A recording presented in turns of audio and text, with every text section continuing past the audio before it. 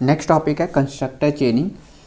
Inheritance में एक concept होता है कंस्ट्रक्टर चेनिंग का।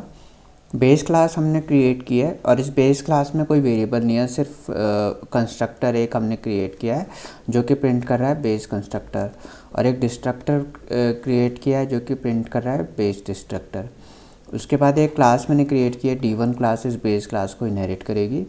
तो D1 और पब्लिक और फिर बेस क्लास का नाम, इसके अंदर एक कंस्ट्रक्टर क्रिएट किया है जो कि D1 कंस्ट्रक्टर प्रिंट कर रहा है और एक डिस्ट्रक्टर क्रिएट किया है। तीसरी क्लास क्रिएट किया जो इसके ऊपर वाली D1 क्लास को इनहेरिट करेगी। तो D2 क्लास D1 क्लास को इनहेरिट करेगी। D2 का कंस्ट्रक्टर कॉल किया है, D2 का डिस्ट्रक्टर कॉल किया है, इसको भी पब्लिक कर लेंगे। कंस्ट्रक्टर हमेशा पब्लिक होनी चाहिए। नेक्स्ट मैंने मेन फंक्शन के अंदर आ जाऊंगा और इन तीनों क्लास का एक ऑब्जेक्ट बनाऊंगा। यहाँ पे मल्टी लेवल इनहेरिटेंस हो रहा है। ये बेस क्लास रहेगी, ये D1 क्लास और उसके बाद D2 क्लास। ऑब्जेक्ट में क्रिएट करता हूँ, बेस क्लास का ऑब्जेक्ट क्रिएट किया है तो क्या होता है, बेस का कंस्ट्रक्टर कॉल हो जाएगा। उसके बाद जब मैं D1 क्लास का डिराइव क्लास का ऑब्जेक्ट क्रिएट करता हूँ तो डिराइव क्लास का कंस्ट्रक्टर कॉल होना चाहिए, लेकिन ऐसा नहीं होता। जब आप डिराइव क्लास का ऑब्जेक्ट क्रिएट करते हो तो ये क्या करता है, अपने बेस क्लास के कंस्ट्रक्टर को कॉल करता है। फिर उसका ऑर्डर जो होता है, रन होने का ऑर्डर क्या रहता है, रिवर्स में रहता है। पहले बेस का कंस्ट्रक्टर रन होगा, फिर इस डिराइव क्लास का। तो इसका आउटपुट क्या आएगा, यहाँ पे पहले बेस का कंस्ट्रक्टर रन होगा, तो यहाँ पे बेस कंस्ट्रक्टर लिखेंगे, उसके बाद D1 का कंस्ट्रक्टर रन होगा। ठीक है। सिमिलरली यहाँ पे जब हमने D2 क्लास का ऑब्जेक्ट क्रिएट किया है तो D2 क्लास का ऑब्जेक्ट क्या करेगा, अपने बेस क्लास का कंस्ट्रक्टर को कॉल करेगा। इसकी बेस क्लास D1 थी। फिर D1 का कंस्ट्रक्टर क्या कॉल करेगा, अपने बेस क्लास को, इसका बेस क्लास बेस थी।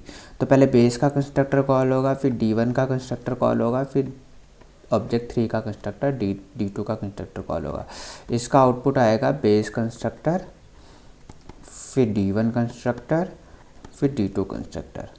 तो इसको कंस्ट्रक्टर चेनिंग कहते हैं। कंस्ट्रक्टर चेनिंग क्या होता है, जब भी हम डिराइव क्लास का ऑब्जेक्ट क्रिएट करते हैं तो बेस क्लास का ऑब्जेक्ट तो बेस क्लास का कंस्ट्रक्टर भी रन होता है। This is called constructor चेनिंग। Constructor चेनिंग क्या होता है, इसके पीछे क्या लॉजिक है। सपोज मैंने एक एग्जांपल देखा इनहेरिटेंस का, लेंथ विड्थ और हाइट एक क्लास बनाई थी मैंने, बॉक्स क्लास बनाई थी, उसमें लेंथ विथ हाइट वेरिएबल थे। अब जब मैंने D1 क्लास बनाई थी तो इसमें लेंथ विड्थ और हाइट वेरिएबल थे और एक नया वेरिएबल क्रिएट किया था वेट। लेंथ विड्थ हाइट जो वेरिएबल है ये ऊपर से इनहेरिट होके आ रहे हैं, और वेट वेरिएबल मैंने इस नीचे वाली क्लास में क्रिएट किया था D1 क्लास में। अब क्या होता है, कंस्ट्रक्टर का काम होता है वेरिएबल्स को इनिशियलाइज करने का।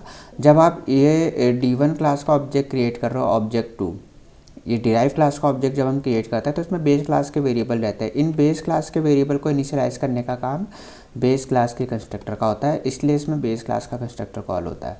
और जो इस क्लास का वेरिएबल है डिराइव क्लास का, ये डिराइव क्लास का कंस्ट्रक्टर कॉल करेगा।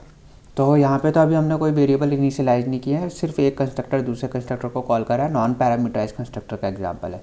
नेक्स्ट एग्जांपल में हम देखेंगे कि पैरामीटराइज कंस्ट्रक्टर कॉल कैसे होते हैं, और डिराइव क्लास के अंदर आप कंस्ट्रक्टर चेनिंग के थ्रू बेस क्लास के मेंबर्स को कैसे इनिशियलाइज कर सकते हो।